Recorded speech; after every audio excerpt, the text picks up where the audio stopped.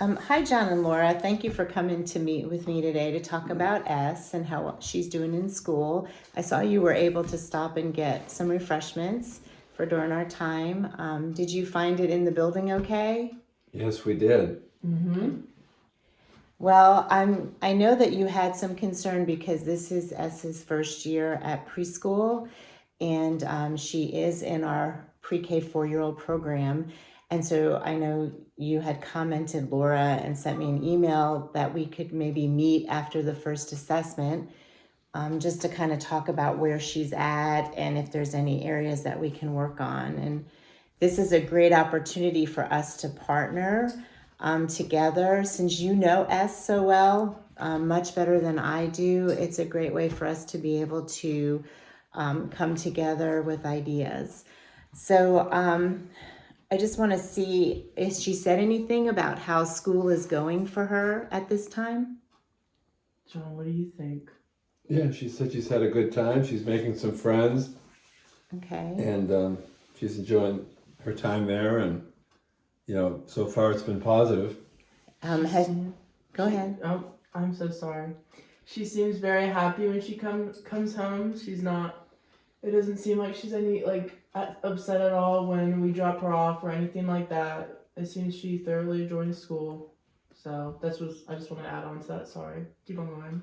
Oh, well, that's really good because, separation anxiety, especially for a child's first time in preschool, can be pretty hard on them when mom and dad leave. And I know that this is all new, like we've said before. So I'm glad to hear that, Laura, that she's not crying in the morning when she's leaving and she's doing really well. And you feel happy where she's at. So I did want to talk a little bit about something I saw this week. She has a little friend. Her name is T. And they were out on the playground, and it was just such a cute little conversation. I thought I'd share it with you. They were talking about the leaves falling and the colors changing. And S said, "Oh, yes, that happens every year." And she said, "You want to go play and pretend to rake?" And so they had raked up a pile of leaves and were jumping in them and just were having a really good time. I've also been so thankful to have her in classes. She's such a good helper. She's always willing to jump in and help pass out papers, or sometimes she'll come along a friend that might be upset and talk with them about what's wrong.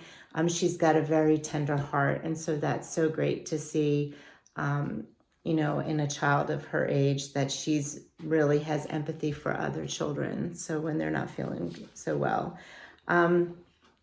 So any other things that you have besides the fact that you wanted to see if she's doing okay as far as where she's at on her assessment?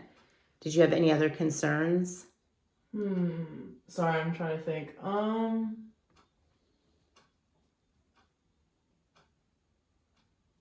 What's the curriculum looking like for her right now? So, okay, that's a good question. So I bought her assessment to share with you. And as you can see, as far as like development and things, she's doing great. Like she knows her letters that we have worked on right now. We're just in the beginning of the alphabet, the beginning of school. She's also learning her numbers. In fact, I really see, one of her favorite things is whenever I pull out science and we do a science experiment, she loves that, to see that look on her face of excitement when she sees something new. So I would say as far as like academics go, she's right on track with where she should be in her skill sets for a 4-year-old that's getting ready to go to kindergarten. And that's basically, I mean, I don't know if you've heard some of this, but that's basically what we do their 4-year-old year here at school. We really work on things that we know that they're going to be using in kindergarten to make sure they're prepared for that transition from preschool to kindergarten. Because, that's a big step from preschool to kindergarten. Preschool's a lot of playing and learning through playing. And then you go into kindergarten and some of that playtime gets taken away. And you really want to know that they have what they need to be successful so that they can sit for a short segment of time at a table, or they can walk in a line, or they're good expressing their emotions, and also that they can regulate their emotions when they get upset. Have you ever seen her do that at home? I know when they're at home it's a little harder because there's not other children around, but has she ever gotten emotional and then not been able to like regulate how she's feeling or tell you how she feels? Yes, that happens quite a lot. Very hard to express herself sometimes. She expresses herself in a different way than how she, like, instead of talking, she uses like throwing toys, but ends up like it going out of hand. But I know she doesn't mean to like hurt us or anything. It's just she's overwhelmed, pretty much. Okay. So. Well, that's good to know because we're not seeing that in the classroom. And it could be she's not to the level where she feels comfortable yet, but that's really good to know. So what we have in my classroom is I have like a calm down corner that has some techniques of breathing. There's like pictures for them to see. So they know kind of how to breathe and calm themselves down, because that's another thing we tried to work on.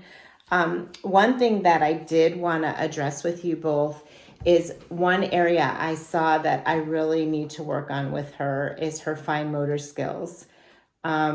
She's having some trouble holding a pencil, and also cutting with scissors is another area, drawing straight lines. And so some of the things that I'm going to be working on in class with her is just having centers or time at the table where she can really work with like Play-Doh.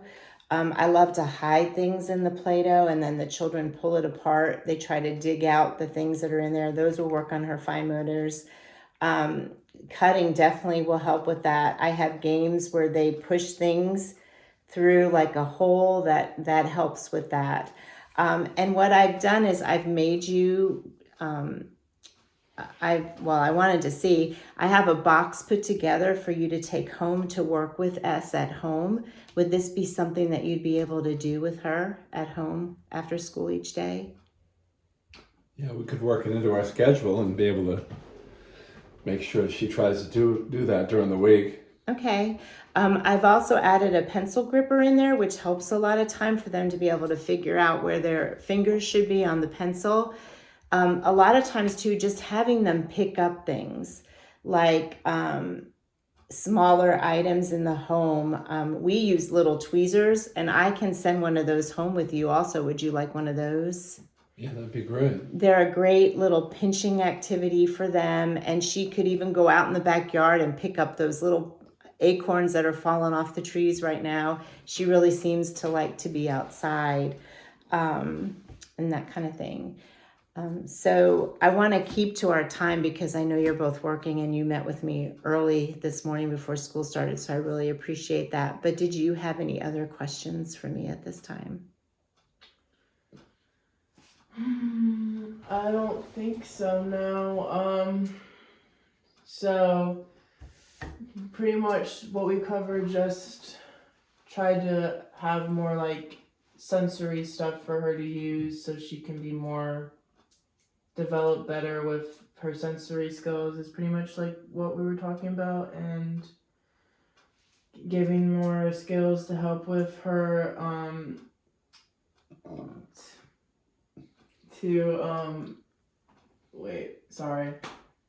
don't know what I'm talking about. To not act out as aggressively, stuff like that. So yeah. Yeah, so what I'll do is I have this box, and over the next couple of days too, I'll also put some things in there from our calm down corner that will help you. So if you'll take the fine motor things today with you and just start working with the Play-Doh, and then I'll go ahead and it's called Zones of Regulation, and it's a color zone pamphlet that will help you be able to help her with those regulations. Because again, we're not seeing that at school, but that could be too because we're at the beginning of the school year. And so she's learning that in our classroom anyway. So that would be a technique for you to use at home also with the breathing. but again, I'm really enjoying having her in class. She's been a joy, and let's keep the communication open. I'll probably check with you in a few weeks to kind of see how you're doing and just give you a report on how she's doing, just via phone call, if that's okay. Would that work? Yeah, that works. Okay. That'll work. Okay, we can do like a two-way call or something and talk a little bit further if you have any questions. But again, even if you have questions before, just jot them down and email them to me. Does that sound good? Mm-hmm. Sounds good. All right, thank you so much. I appreciate your time today. Thank Have a you. great day.